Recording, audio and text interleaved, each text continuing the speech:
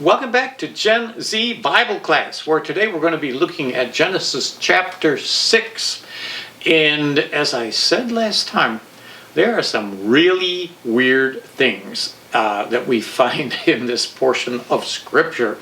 So just to kind of remember where we are, this is the time period between Adam and the flood. And as we said before, we don't know a lot about it. We don't have a lot of details. We did go through those genealogies, and we got a little sense of what some of the people were like. The line of Cain, which wasn't probably the best example of humanity, and then the line of Seth, and how the line of Seth seemed to be more blessed by God because of their relationship with Him. So anyway, we'll start by reading the first couple of verses, and then we'll talk about that.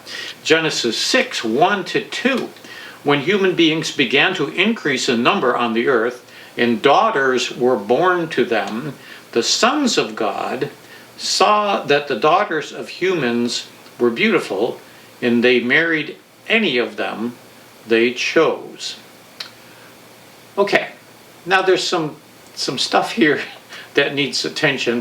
First of all, it talks about the fact that human beings began to increase in number. So how many people do you think there were on the earth towards the end, just before the flood?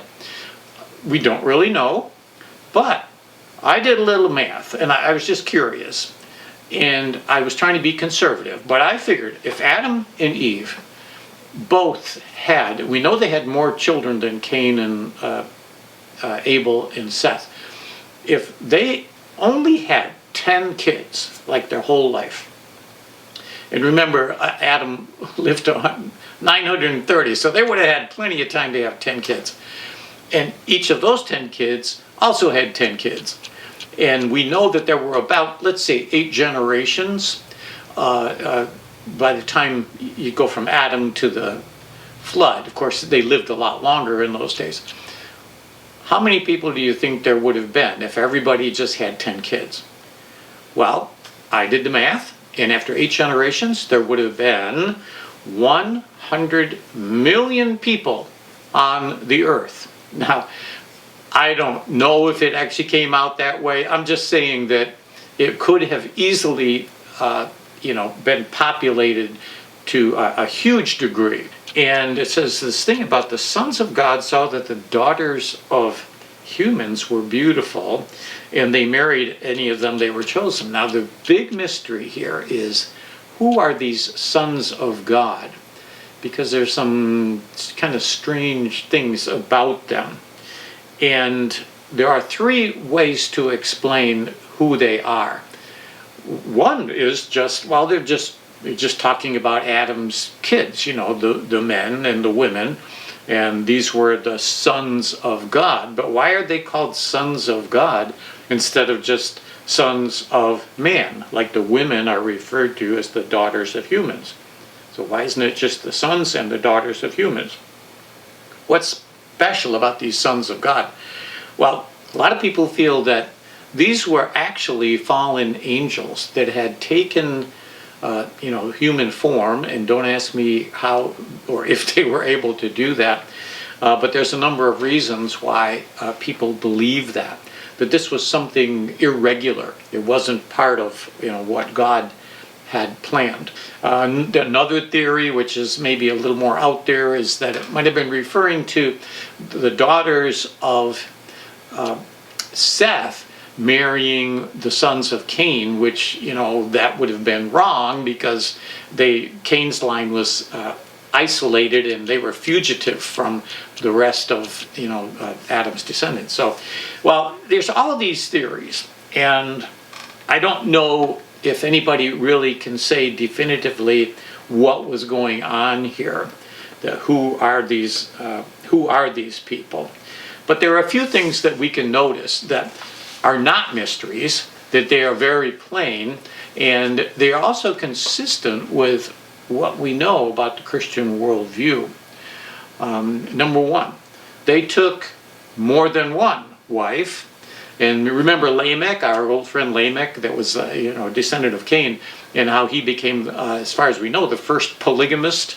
It was never God's intention that there should be more than one wife. God's pattern is one woman for one man, and they have a relationship that's based on love and respect. You're not really getting that picture here when you talk about, these guys taking more than one wife, and whatever looked good to them, they just took, whoever these beings were.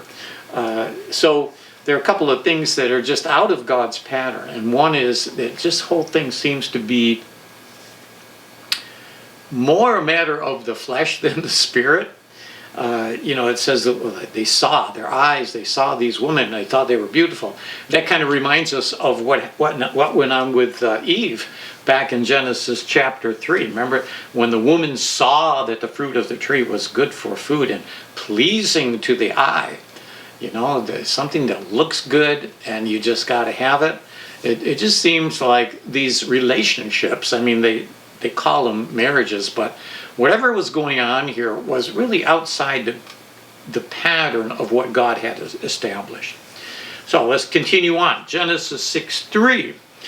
Then the Lord said, "My spirit will not contend with humans forever, for they are mortal. Their days will be 120 years." All right, there's a couple of words here that we need to think about. The word contend. What does it mean when God said, "I will not contend with man forever"? Well, I think, first of all, it's maybe one way you could translate that would be put up with. I just can't put up with this any longer because they are not doing what they're supposed to be doing. And we already know that man lost his immortality. Now he is mortal, which is again what this verse says. Now they are mortal. And this means that God's original plan had been disrupted through disobedience. God's original plan, of course, was that men not die, that they live forever. So I think it's kind of a statement of the spiritual and the situation as it really was at that time. Then it also mentions 120 years, for their days will be 120 years. And I never realized this before, but actually there are two ways to interpret that. One is, I always thought it just meant they're not going to live to be 930 or 969 like Adam and Methuselah. So they're only going to live 120 years. I'd be happy to live 120 years, I guess. But another way to look at that, and some people feel what it was saying is that at this point, God was speaking. When he was speaking, he was going to give all mankind just 120 more years before the flood. So again, this is one of those questions. What does it really mean? I'm not sure, but we do know definitely that after the flood, of course, people didn't live for 900 years anymore. They did live, some of them lived, relatively long, but pretty soon the average lifespan was getting to be way less than 100. So, again, we don't know exactly the significance of the 120 years, but you could take either of those explanations. Well, let's continue. The Nephilim were on the earth those days, and also afterwards. And when the sons of God went to the daughters of humans and had children by them, they were the heroes of old, men of renown. What is this all about? And who are the Nephilim? Well, the Nephilim, the word Nephilim, the name Nephilim actually means fallen ones. And this is one of the reasons why a lot of people feel that there was something demonic going on here. That, we talk about the fallen angels, and that's certainly, this term, the fallen ones, would certainly pertain in some way to that. So the Nephilim were the offspring of this union between the sons of God, whoever they were, and the daughters of men. And it describes them as being men of renown. They were, some people feel like they were giants, and they did all these great things. I'm wondering even if you remember our old friend Lamech that we were talking about, descendant of Cain, how he was described as being a mighty warrior. And, he had this big ego. Maybe he was a Nephilim. I don't know. It's, a lot of head-scratching questions that we have here. But we do know that there was this specific group of people identified. They were called Nephilim. And the thing that gets confusing, even more confusing about them, is that somehow we have Nephilim after the flood. Now, you would think that you come to the time of the flood that all mankind is wiped out except for Noah and his family. So does this mean that one of these Nephilim guys, was a stowaway on the ark and managed to, get through the flood? Or were they really good at swimming? No, I don't think so, because God says he wiped out all mankind. So it is kind of hard to explain. It's another Bible mystery how you end up with these Nephilim after the flood. I mean, there could have been some sort of genetic information that Noah carried that, regenerated this Nephilim group of people. But we do know they did exist. One of the stories we know about them was when Israel was on the verge of entering Canaan, and they sent some spies in there to see what was going on and see how hard it would be to just walk in there and take the land. In Numbers 13:33, they said these were the spies that came back after exploring the land. The land we explored devours those living in it. All the people we saw are of great size. We saw the Nephilim there, the descendants of Anak come from the Nephilim, a little parenthetical statement there. We seemed like grasshoppers in our eyes, and we looked the same to them. So they're describing, and they're using this word Nephilim, these giants that occupied the land of Canaan before they, went in. And, that's a whole nother Bible story, but they were so discouraged that they were afraid to go in, and as a result they wandered for 40 more years in the wilderness until the Lord got rid of that generation. Genesis 6:5. Let's go on one more verse and see what's going on. The Lord saw how great the wickedness of the human race had become on the earth, and every inclination of the thoughts of the human heart was only evil all the time. And so this is, not a good picture, but it's kind of what you see at this time. The majority of, these however many people, maybe up to 100 million people maybe, were just wicked. And, we did talk a little bit about every once in a while there'd be a good man like Enoch who walked so closely with the Lord that the Lord just took him out of that evil world and brought him right up into heaven. But things are just not looking good. And the interesting thing about this is we talk about how bad things were then. The Apostle Paul was seeing the exact same thing when he was writing a letter to the church in Rome. And this is how he described the situation there. Therefore God gave them over in the sinful desires of their hearts to sexual impurity, for the degrading of their bodies with one another. They exchanged the truth about God for a lie and worshipped and served created things rather than the Creator. I think we might have read that verse, actually the same verse earlier when we were talking about idolatry and, how people will go their own way in rebellion against God. But it really seems to be consistent with what we see going on there at the time of Noah, that this world had just gotten so bad. In fact, this is another interesting thing. Jesus himself, when he's talking about the last days, the end times, this is in Matthew 24:37, he says, "As it was in the days of Noah, so it will be at the coming of the Son of Man." So, it's kind of interesting. Jesus there was talking about what it's going to be like at the very end of the world. So it's almost like those days before the flood were kind of like a preview of history, that men would just get more and more evil and God would finally destroy them. Well, he promised he wouldn't destroy the earth by a flood again. So I guess we don't have to worry about that. But he is saying that as time goes on and in the last days, just before Christ does come, this amount of evil will increase once again. And I think it's not hard to see that if you just look around us. All right, let's do a couple more verses. The Lord regretted that he had made human beings on the earth, and his heart was deeply troubled. So the Lord said, I will wipe from the face of the earth the human race I have created, and with them the animals, the birds, and the creatures that move along the ground, for I regret that I have made them. But Noah found favor in the eyes of the Lord. And that last little line kind of gives us a preview of what we're going to be talking about next in, God's calling Noah. But it says here that it uses this term, God regretted. And I think we have to think about exactly what that means, because, we're talking about the Christian worldview, and as a part of the Christian worldview, we see God as being omniscient, all-knowing, omnipotent, all-powerful.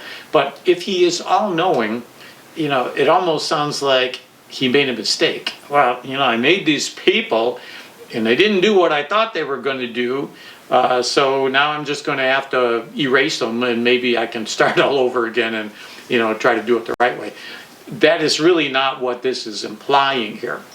I think really what it's saying is that God was expressing sorrow for the way things turned out. Remember, we were talking about this when we talked about this whole issue of free will. God didn't create us so that we had to obey him. He created us so that we would want to obey him. Who wants to be loved by someone who has no choice in the matter? To be truly appreciated, you have to have the ability to say yes or no. This is what free will is all about. And so, I think really what this verse is implying is that God was sorrowful for what happened. You just be like a parent, you love your child, and then you see them go off and do something really stupid and something that hurts them and something that hurts you, and you will regret it. You'll be sorrowful about that. But it doesn't change the fact that you still love your child. And I guess this is probably what we can see. If God really didn't care about us, then he wouldn't have regretted what was going on. So where do we end up in all of this? I guess we have to, try to wrap all this up in this whole section of Scripture, which seems to have no answers.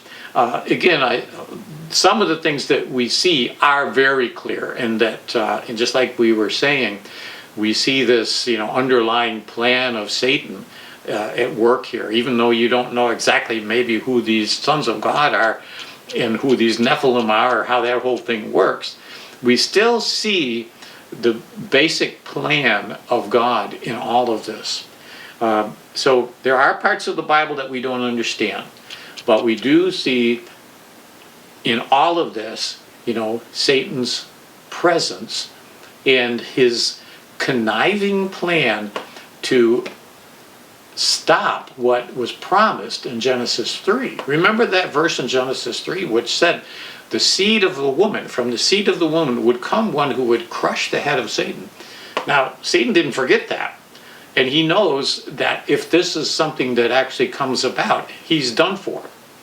So part of his plan is to stop that from happening.